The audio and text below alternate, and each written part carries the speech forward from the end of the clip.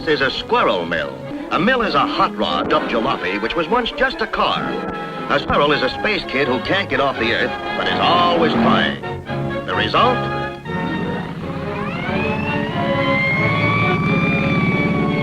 Well, it should happen to all Sunday-type drivers. And another red-blooded American boy is a victim of his own pistons, a healthy thyroid, and Yankee ingenuity.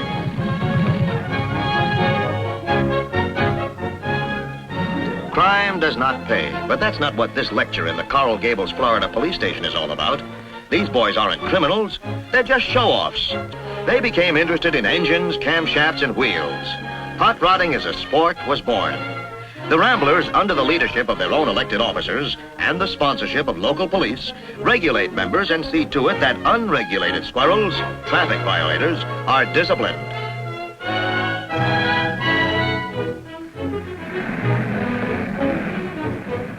Many motorists are a blue flame demon who would rather run you off the road than help you get on it. The Ramblers are changing that. Because it makes a good impression, and because their hands itch to get into the works, any works, the Ramblers are now known as knight errants of the highway. And not only rescues a lady in distress, but gets in a solid public relations lick, too.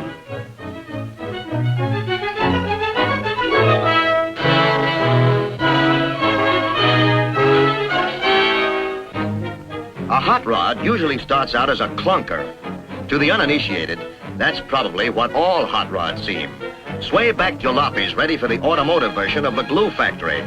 In making an honest mill out of it, the boys make some solid mechanical judgments.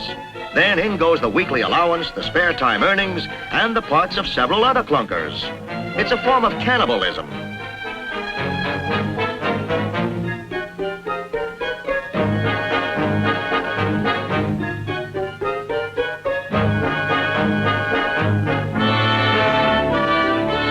So much for looks. Where in another age these boys might be learning the grip on a tennis racket, here they get the feel of a chain hoist. In another sport, it might be footwork and form. In this sport, it's gear ratios and power factors, transmissions and carburetors.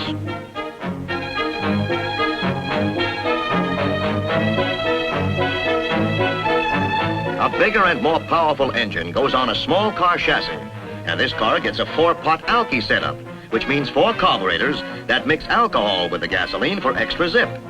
Ordinary cars have only one, and the alky, if any, is sometimes found in the driver. These boys put the stimulant where it will do more good, in the engine.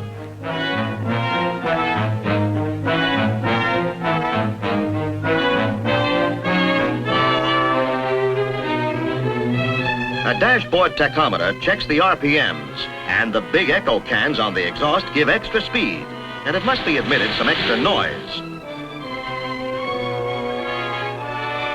It may be weeks or it may be months, but here it is, the birth, or should we say rebirth, of a hot rod.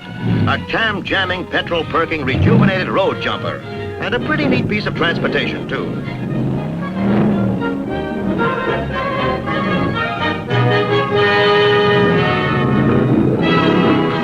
The question now is, where does this souped-up power buggy go? To the streets and highways, where the annual traffic death rate climbs year by year? Not in Coral Gables, at any rate.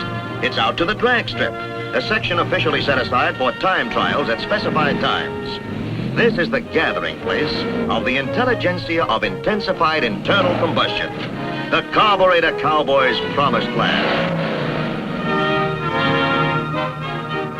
It's an ironclad regulation that all cars pass inspection on general condition, wheels, tires, and brakes, or be ruled off the track.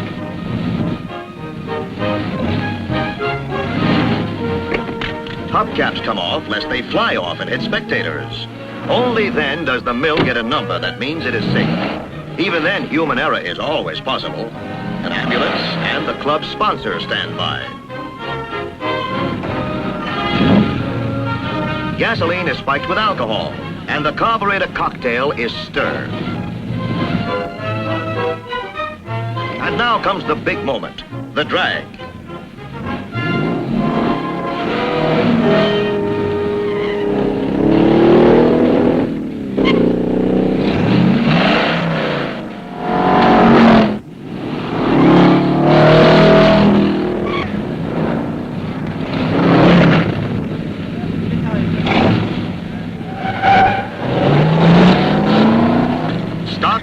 sports cars, as well as reformed jalopies, compete against time over the quarter-mile drag course.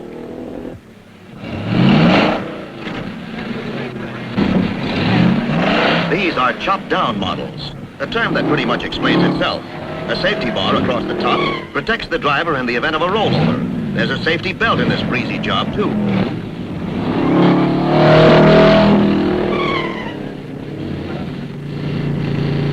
The premium is on acceleration.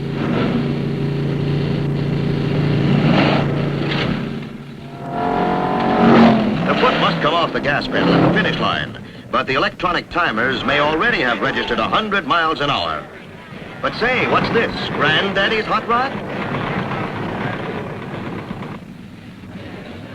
Thousands of youngsters like these have their fingers in cylinders, their noses tipped with grease. Tear 'em, scare 'em, they may seem to some observers as they pound the road, spurn rubber from their tires. Nevertheless, drag strips like this are drawing more and more of them into healthy and sporting competition.